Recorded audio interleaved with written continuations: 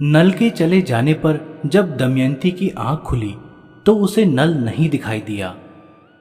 कुछ देर तक तो वह मन को यह धीरज बांधती रही कि कहीं आसपास ही गए होंगे और अभी आ जाएंगे, किंतु जब पुकारने पर भी नल ने कोई उत्तर नहीं दिया तो दमयंती ने सोचा कि संभवतः वे उसे छोड़कर कहीं चले गए हैं।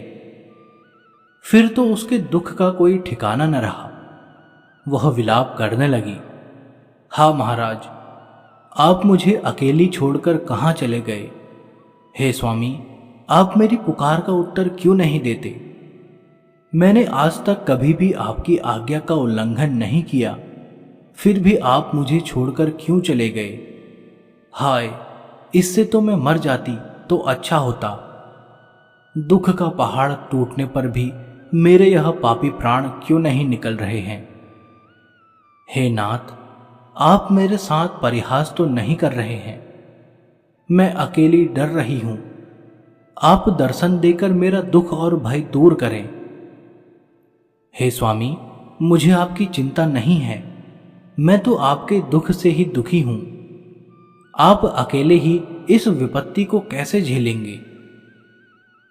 इस तरह करुण विलाप करती हुई दमयंती रोने लगी और नल को ढूंढती इधर उधर दौड़ने लगी। वह बार बार गिर पड़ती और उठकर पागलों की तरह चलने लगती और फिर दहाड़ मारकर रो पड़ती। दमयंती रोती बिलखती कहने लगती, जिस पापी ने धर्मात्मा नल को इस दशा को पहुंचाया, वह उनसे भी बड़ी विपत्ति में फंसकर जीवन भर दुख पाए। इस तरह वह रोती बिलखती पागलों की तरह चक्कर काटती, कभी अचेत हो गिर पड़ती और फिर उठकर नल को पुकारने लगती। इस स्थान के पास ही झाड़ी की ओट में एक विशाल अजगर छिपा बैठा था।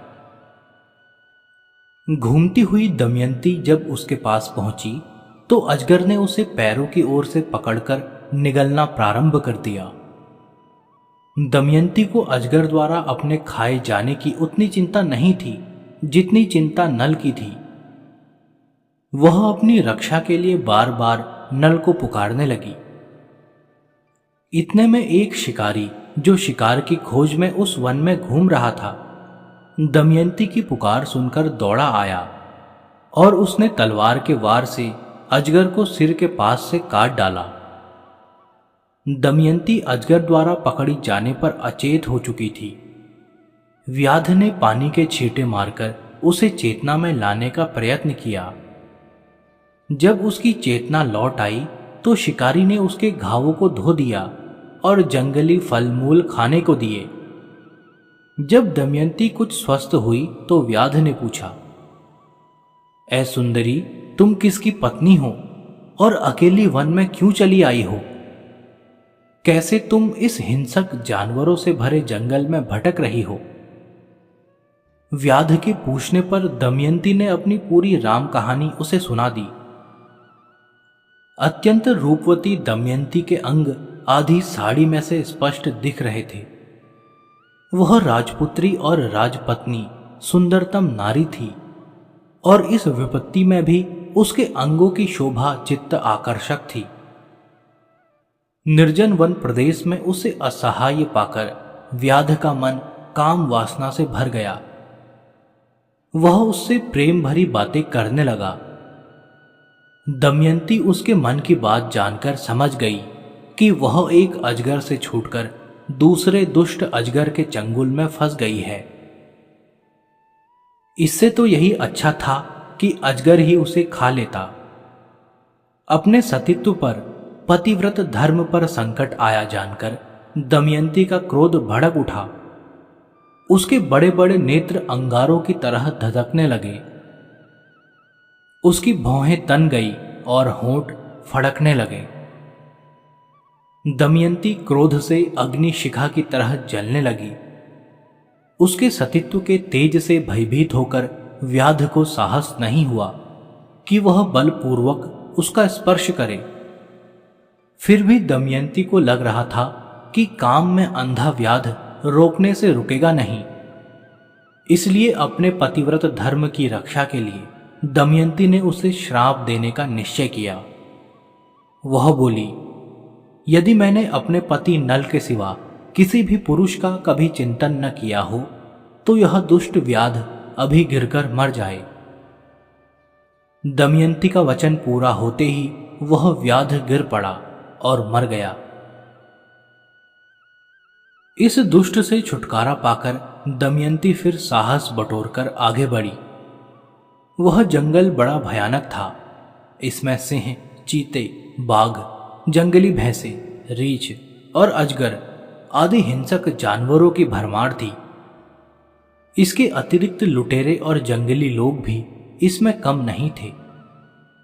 तरह तरह के विशाल वृक्षों, ऊंची नीची पहाड़ियों, खाइयों तथा गुफाओं से भरा यह जंगल बड़ा डरावना था।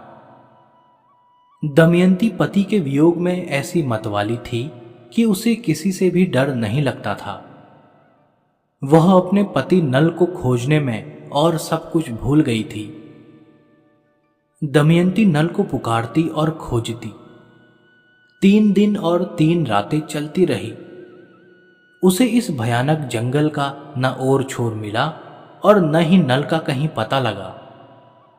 वह नल के बारे में पागलों की तरह वृक्षों, लताओं, पर्वतों और सामने दिखने वाले जंगली पशुओं से पूछती, पर किसी से भी कोई उत्तर नहीं मिलता।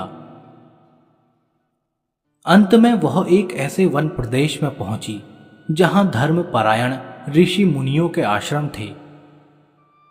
यहां फूल फल वाले वृक्षों की भरमार थी और वहां वंसरी भी बड़ी मनोहर थी। यहां हिंसक जंगली जानवर भी कम थे। यहां कितने ही ऐसे तपस्वी भी थे जो केवल जल पीकर ही रहते थे। कुछ तो केवल वायु पर ही निर्भर थे, कुछ पत्ते खाकर जीवन धारण करते थे। यहां चौकड़ी भरते मृगों और वृक्षों की शाखाओं पर उछल कूद मचाते वानरों की भी भरमार थी। तपोधन महात्माओं के इस आश्रम में पहुंचकर दमयंती के व्याकुल मन को कुछ शांति मिली। वह आश्रम में आश्रय पाने चली गई। दमयंती आश्रम के महात्माओं को प्रणाम करके उनके पास खड़ी हो गई। उसे देखकर आश्रम वासियों ने कहा, देवी, हम तुम्हारा स्वागत करते हैं। यहां आराम से बैठो और हमें बताओ कि हम तुम्हारे लिए क्या करें। दमयंती बोली, तपोधन महात्माओं, आपकी तपस्या, अग्निहोत्र और धर्म आचरण तो निर्विघ्न हो रहा है ना? आश्रम के पशु पक्षी तो निर्भय है ना? यह पूछने पर उन महात्माओं ने कहा, भद्रे, यहां सब कुशल है। तुम अपने बारे में बताओ कि तुम कौन हो? क्या तुम इस वन की देवी हो? दमयंती बोली, महात्माओं, मैं विदर्भ देश के राजा भीम की पुत्री हूं और निषद देश के महाराजा नल मेरे स्वामी हैं। उनके जाति बांधव ने उन्हें जुए में हराकर उनका सर्वस्व छीन लिया है। मेरा नाम दमयंती है। मैं महाराज नल को खोजती हुई भटक रही हूं। मैं उनके दर्शनों के बिना व्याकुल हूं। आप में से किसी ने उन्हें कहीं देखा हो तो कृपा कर मुझे बताएं। ऋषिगण बोले, शुभे, यद्यपि हमने तुम्हारे पति नल को तो नहीं देखा है, पर हम अपने तपोबल से प्राप्त दिव्य दृष्टि से देख रहे हैं कि तुम्हारा भविष्य मंगलमय है। तुम्हें शीघ्र ही पति के दर्शन होंगे। तुम्हारे संकट के दिन समाप्त होने वाले हैं। तुम्हारे पति का छिना हुआ राज्य उसे पुनः प्राप्त हो जाएगा। तुम दोनों का शीघ्र ही मिलन होगा। इतना कहकर वे सभी तपस्वी और उनका वह आश्रम अदृश्य हो गया। इस अद्भुत घटना को देखकर दमयंती के आश्चर्य का ठिकाना न रहा। वह सोचने लगी, कुछ देर पहले मैंने आश्रम में जो ऋषिगण देखे, क्या वह स्वप्न था? यदि स्वप्न नहीं था तो वह आश्रम और तपस्वी कहां लुप्त हो गए? फूलों और फलों से भरे हुए वृक्ष क्षण भर में कहां चले गए? वह कुछ क्षण इसी पहेली को सुलझाने में उलझी रही, पर उसकी समझ में कुछ नहीं आया। फिर वह वहां से आगे चल दी और विलाप करने लगी। कुछ आगे बढ़ने पर उसे एक सुंदर अशोक वृक्ष दिखाई दिया। वह अशोक वृक्ष के नीचे जाकर उससे विनयपूर्वक बोली, हे अशोक, तुम मुझे निषदराज नल का समाचार सुनाकर मेरा शोक दूर करो। यह कहते हुए वह अशोक वृक्ष की परिक्रमा करती रही, पर उसका शोक दूर नहीं हुआ। निराश होकर वह फिर आगे चल पड़ी और दूर निकल गई। आगे चलकर उसने नदी को पार करके व्यापारियों के दल को देखा। उनके साथ भार से लदे घोड़े, रथ तथा सवारी के हाथी थे। बीहड़ वनों में अकेले भटकने की अपेक्षा उसने उस व्यापारी दल के साथ चलने का निश्चय किया। वह कुछ तेज चलती हुई व्यापारियों के उस दल में जा मिली।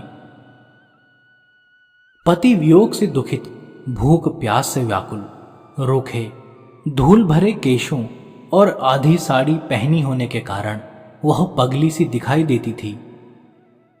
उसे देखकर कई लोग तो डर के मारे चीख पड़े, कुछ इधर उधर भागने लगे और कुछ चिंता में पड़ गए।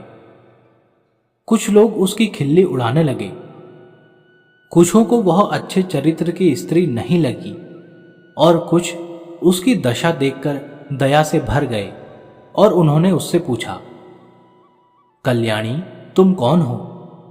किसकी पत्नी हो और इस वन में किसको खोज रही हो? तुम्हारी बुरी दशा देखकर हमें बड़ा दुख हो रहा है। यदि इस वेश में तुम कोई देवी, यक्षी या राक्षसी हो तो हमें मंगल आशीर्वाद दो। हमारा यह दल कुशल पूर्वक अपने स्थान पर पहुंच जाए, ऐसा वरदान दो। दमयंती ने उन्हें उत्तर दिया, मैं आप ही की तरह मानवी हूं, देवी या यक्षी नहीं। मैं राजपुत्री और यशस्वी राजा की पत्नी हूं। अपने पति को खोजती इस वन में भटक रही हूं। मैं विदर्भ राज भीम की पुत्री और निषद नरेश नल की पत्नी हूं। यदि आपने महाराज नल को कहीं देखा हो या उनके बारे में कुछ सुना हो तो मुझे बताने की कृपा करें। उस दल के नेता का नाम शुचि था। उसने दमयंती से कहा, भद्रे, मैं इस दल का नेता और संचालक हूं। हमने नल नामक किसी मनुष्य को मार्ग में नहीं देखा। इस जंगल में हमें तुम्हारे सिवा कोई भी मानव कहीं दिखाई नहीं दिया। दमयंती ने उससे पूछा, कृपा करके बताइए कि आपका यह दल किस नगर की ओर जा रहा है? दल के नेता ने उत्तर दिया, हमारा दल चेदिराज सुबाहु की राजधानी में व्यापार के उद्देश्य से जा रहा है। यह सुनकर दमयंती भी उनके साथ हो ली। जब चलते चलते कई दिन बीत गए तो एक विशाल वन में पहुंचकर दल के नेता ने एक बड़ा सरोवर देखा। उसके आसपास पशुओं के चरने के लिए बहुत सी हरी भरी घास थी और लकड़ियों की भी कमी नहीं थी। पानी के कारण फल मूल भी काफी थे। सरोवर का पानी निर्मल और मीठा था। थके हुए व्यापारियों ने वहीं डेरा डालने का निश्चय किया। सब लोग खा पीकर सो गए और थकान के कारण गहरी नींद में डूब गए। कोई एक पहर रात बीत जाने पर जंगली हाथियों का एक बड़ा झुंड पानी पीने के लिए उस सरोवर पर आया। उन व्यापारियों के पालतू हाथियों को देखकर जंगली हाथी क्रोध से भर गए। उन्होंने पालतू हाथियों को मार डालने के उद्देश्य से उन पर आक्रमण कर दिया। व्यापारियों के हाथी जंजीरों से बंधे हुए थे। जंगली हाथियों के उन पर टूट पड़ने से व्यापारी हाथियों के पैरों के नीचे कुचलकर मर गए। कुछ बचकर जंगल की ओर भाग गए।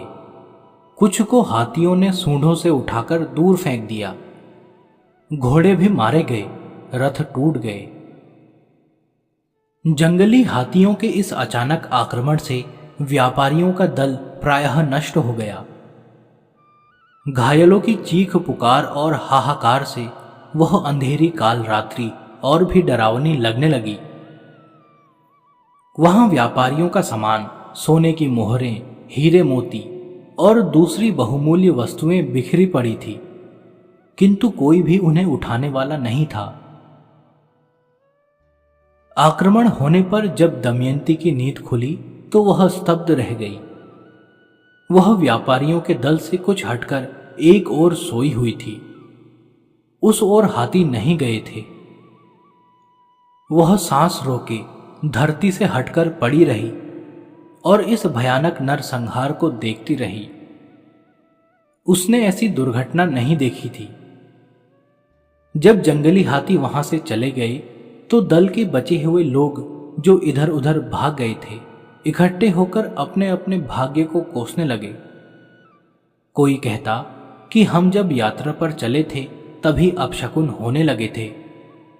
कोई कहता कि हमने धन के देवता कुबेर का भली भांति पूजन नहीं किया, तभी तो यह विपत्ति आई।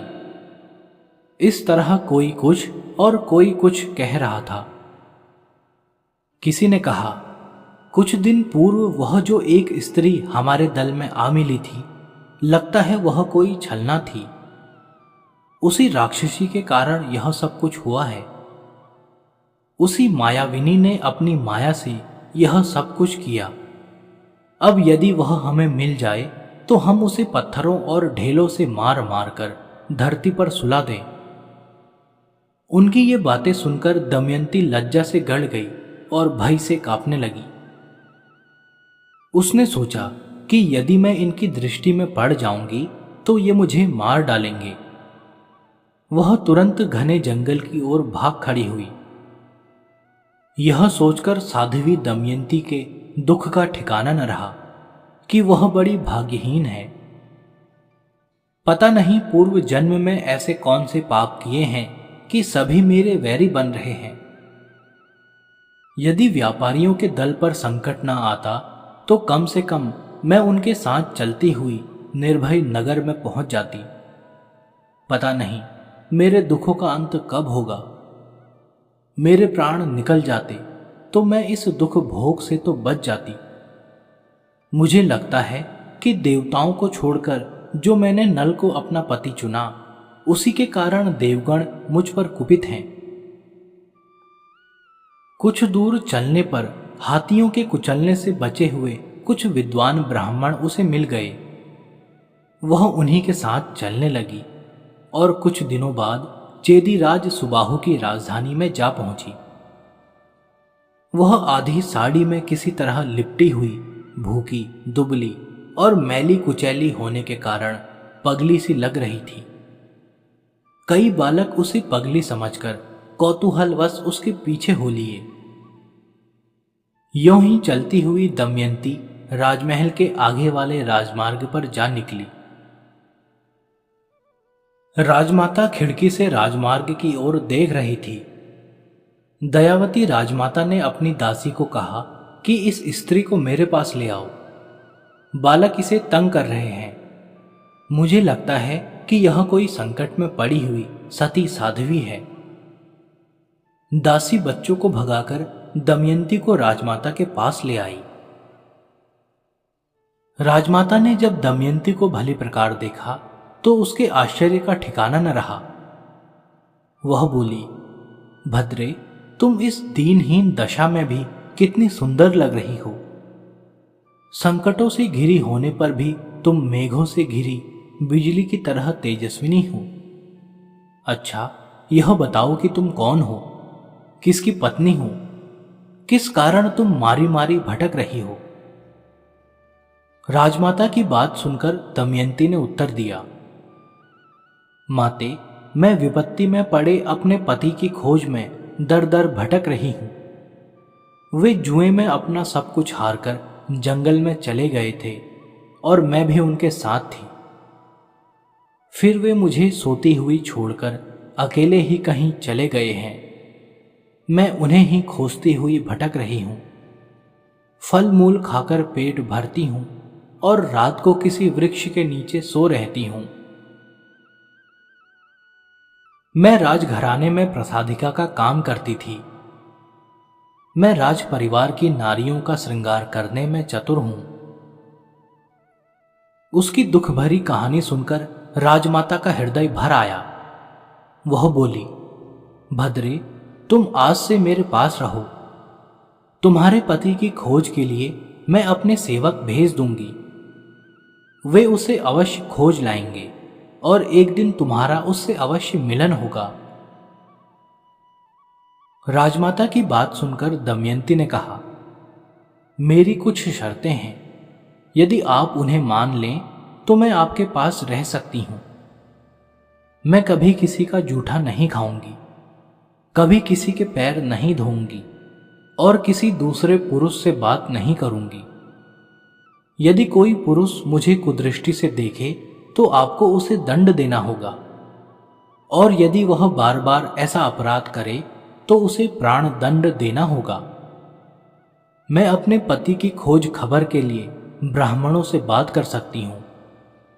मेरी ये शर्तें यदि आप मान लें तो मैं यहां रह सकती हूं। राजमाता ने उसकी सारी शर्तें मान ली और उसे अपने पास रख लिया। फिर राजमाता ने अपनी पुत्री सुनंदा को बुलाकर कहा, सुनंदे, इस प्रसादिका को तुम अपनी सखी ही समझो। इसके साथ मौज से रहो। सुनंदा बड़े प्रेम से दमयंती को अपने साथ अपने भवन में ले गई। दमयंती के लिए सुनंदा ने पूरी सुख सुविधा जुटा दी। इतने दिनों से तरह तरह के दुख संकट भोग रही दमयंती ने यहां आकर सुख की सांस ली।